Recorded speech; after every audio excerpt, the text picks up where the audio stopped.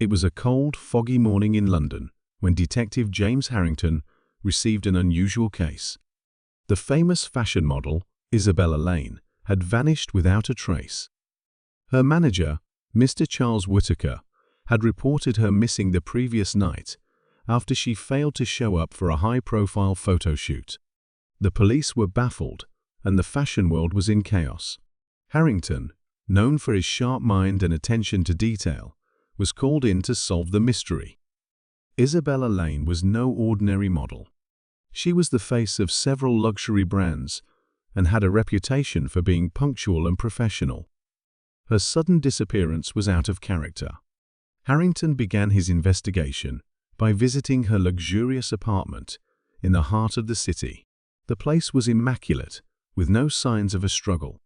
Her personal belongings, including her phone and passport, were still there. It was as if she had simply walked out and never returned. The detective's first clue came from the doorman of the building. He recalled seeing Isabella leave the previous evening, dressed in a long coat and a wide-brimmed hat. She had seemed in a hurry and had refused the doorman's offer to call her a cab. Harrington found this odd. Why would she leave in such a rush, especially without her phone? Next, Harrington visited the photo shoot location, an old mansion on the outskirts of the city. The mansion was known for its eerie atmosphere and had been chosen for its Gothic aesthetic. The photographer, Mr. Victor Lane, no relation to Isabella, was visibly shaken. He explained that Isabella had been excited about the shoot and had even arrived early to scout the location. However, she had disappeared shortly after stepping into the mansion's grand hall. Harrington examined the hall carefully. The room was vast, with high ceilings and ornate decorations. His eyes fell on a peculiar detail, a small, dusty footprint near a hidden door behind a large tapestry. The door led to a narrow staircase descending into the basement. Harrington's heart raced as he followed the steps, his flashlight cutting through the darkness. The basement was damp and filled with old furniture covered in sheets. In the corner of the room, Harrington noticed a faint glimmer.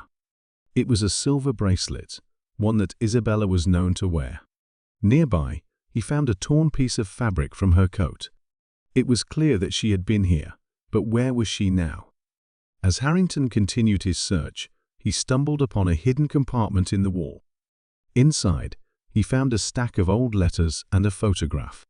The letters were addressed to Isabella, and they were filled with threats and warnings. The photograph showed Isabella with a man Harrington recognized Mr. Charles Whittaker, her manager. The two seemed to be arguing in the picture. Harrington's mind raced. Was Whittaker involved in Isabella's disappearance? He decided to confront the manager. When he arrived at Whittaker's office, he found the man pacing nervously.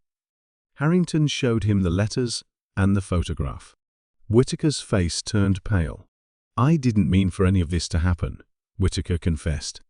"Isabella had discovered some unsavory secrets about my past. She threatened to expose me unless I paid her a large sum of money. I panicked and arranged for her to be taken to the mansion. I thought I could reason with her, but she refused to listen. She tried to escape, and in the chaos, she fell down the basement stairs. I thought she was dead, so I hid her body in the old wine cellar." Harrington's heart sank. He immediately called for backup and rushed back to the mansion. In the wine cellar, they found Isabella, unconscious but alive. She had been trapped for hours, but thankfully, her injuries were not life-threatening. The case was solved, but it left a bitter taste in Harrington's mouth. Isabella had survived, but the dark secrets of the fashion world had been exposed. Whittaker was arrested, and Isabella decided to take a break from modeling to focus on her recovery.